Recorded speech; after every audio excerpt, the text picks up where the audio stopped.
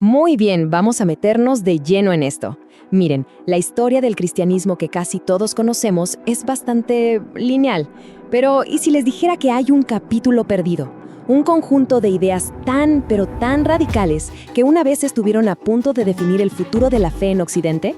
Hoy vamos a desenterrar a ese rival casi olvidado, el gnosticismo. Para entrar en la mentalidad gnóstica, tenemos que empezar con la pregunta que lo mueve todo, una pregunta incómoda, que está en el corazón de su pensamiento. ¿Este mundo que vemos, que tocamos, es de verdad nuestro hogar? Para los gnósticos, la respuesta era un no rotundo. Y esa respuesta, claro, lo cambia todo. Esa sensación de no pertenecer, de ser un exiliado, queda perfecta en esta frase de un texto gnóstico. Pensemos un segundo en lo que significa. Un alma que viaja a través de mundos y generaciones, sintiéndose siempre como un forastero, un extraño en tierra ajena. No es solo estar triste, es algo mucho más profundo, una alienación cósmica, una sensación que, si lo pensamos bien, quizás no es tan ajena hoy en día. Ok, pero ¿por qué sentirse así? Los gnósticos no solo tenían este sentimiento, sino que le habían construido toda una explicación, una gran historia, una especie de tragedia cósmica que cuenta por qué el universo es como es y por qué nos sentimos como prisioneros aquí. A ver, vamos a desglosar esta historia paso a paso. Todo arranca en el Pleroma, un reino de luz perfecto. Pero algo sale mal. Una de sus emanaciones, Sofía, que significa sabiduría, comete un error y cae. De su angustia, de su ignorancia, nace una nueva entidad, un creador menor, imperfecto. Este ser, que no sabe nada del verdadero Dios, se pone a construir nuestro mundo material, un universo lleno de fallas. Y aquí viene lo más trágico. Chispas de esa luz divina original quedaron atrapadas aquí, dentro de nosotros. Y este creador imperfecto, bueno, tiene un nombre, el Demiurgo. Y ojo, para los gnósticos no era un demonio, ni una figura maligna. Era algo casi peor, un arquitecto ignorante. Y aquí viene lo más polémico de todo. Se atrevieron a decir que este Demiurgo era ni más ni menos que el Dios del Antiguo Testamento, el mismo del Génesis. Y esta es la clave de todo. El Demiurgo, en su ignorancia, ve su creación imperfecta. Y como se lee en textos como el Libro Secreto de Juan, va y proclama: «Yo soy Dios, y no hay otro Dios aparte de mí». Es la pura arrogancia que nace de no saber. Y él es, para los gnósticos, el carcelero de este mundo prisión. Entonces el panorama parece bastante oscuro, ¿no? Atrapados en un universo fallido creado por un Dios ignorante. ¿Hay alguna esperanza? Para los gnósticos, sí, por supuesto que la había. Pero la salida no era obedecer las reglas de este Demiurgo. Nada que ver. La clave era otra cosa. Era un despertar. Una llamada para recordar.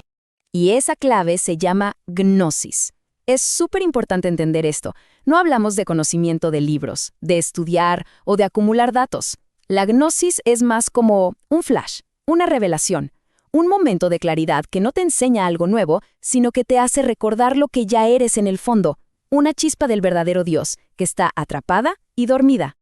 Para explicar este viaje del alma, los gnósticos tenían una historia preciosa, una alegoría conocida como el himno de la perla. Cuenta sobre un príncipe que es enviado desde su reino lejano a Egipto, que es una metáfora del mundo material, a buscar una perla que está custodiada por una serpiente. Pero ¿qué pasa? Una vez en Egipto, el príncipe se olvida de todo, de quién es, de su misión, de la perla. Está literalmente dormido. Hasta que un día llega una carta de su padre. Y fíjense en esto, la carta no le da superpoderes ni nada por el estilo, simplemente le recuerda. Esa voz lo despierta. Esa carta, esa es la gnosis. Es ese llamado de afuera que activa el recuerdo por dentro.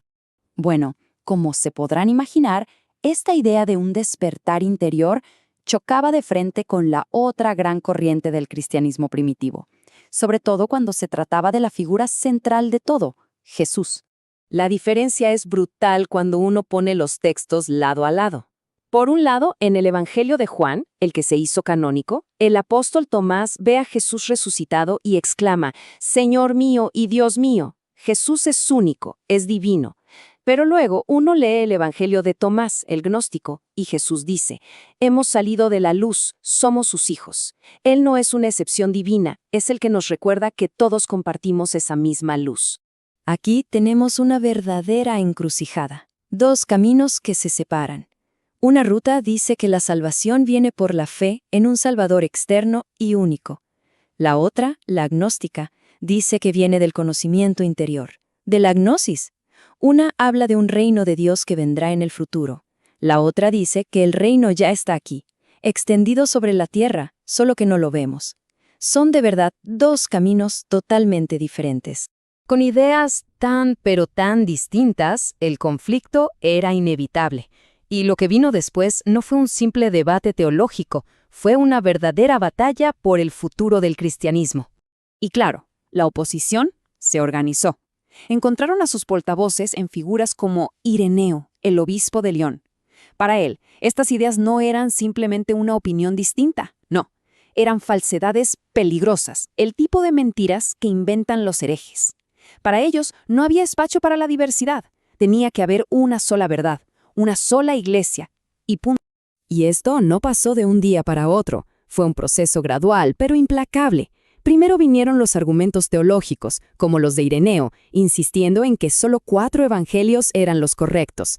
Después, en el 325, el poder del Imperio Romano entra en juego y apoya una sola versión de la fe. Y ya para finales de ese siglo, el golpe final. Creer diferente se convirtió en algo ilegal y se ordenó buscar y quemar los libros heréticos.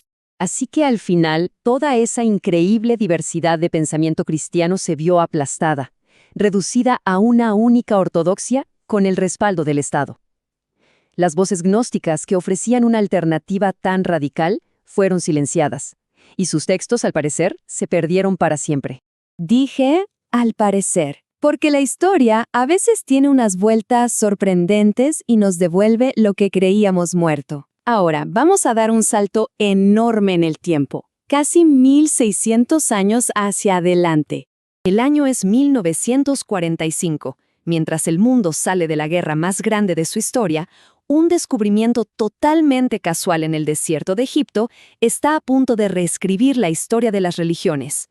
Imaginen la escena. Cerca de un pueblo llamado Nag Hammadi, un campesino está cavando buscando fertilizante y su pala golpea algo duro, una vasija de barro. Dentro encuentra una colección de libros viejísimos, de papiro. Él no tenía ni la menor idea en ese momento, pero acababa de desenterrar una biblioteca gnóstica perdida, escondida hacía más de 1500 años para salvarla de la destrucción.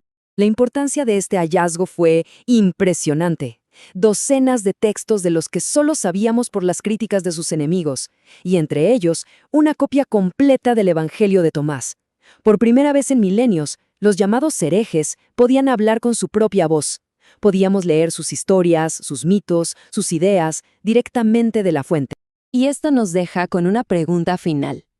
El gnosticismo nació en una época de crisis, de imperios en guerra, de viejas certezas cayéndose a pedazos. Ese sentimiento de ser un extraño en un mundo imperfecto tenía muchísimo sentido en su contexto. Pero si miramos nuestra propia época, con nuestras propias ansiedades y crisis, queda la pregunta en el aire. ¿Acaso ese sentimiento ha desaparecido por completo? ¿O esa antigua voz gnóstica todavía tiene algo relevante que decirnos hoy?